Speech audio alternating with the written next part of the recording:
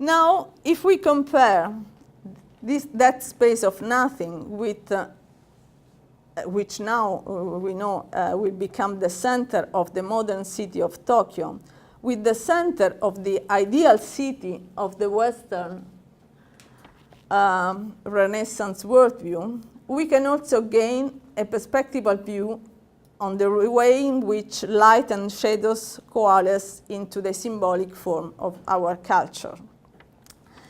As for a moral to be possibly drawn from all this, well, we might look back at the Docta Ignoranza by Nicola Cusano.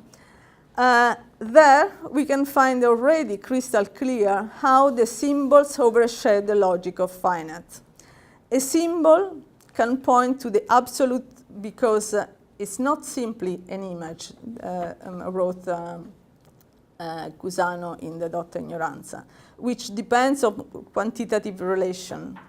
To see how a line equals a triangle, the puzzle of Trinity again, the intellect ought to transcend perception because line and triangle are not related by proportion.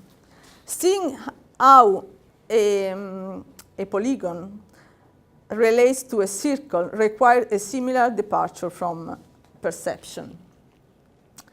The intellect is to the truth as the polygon is to the circle.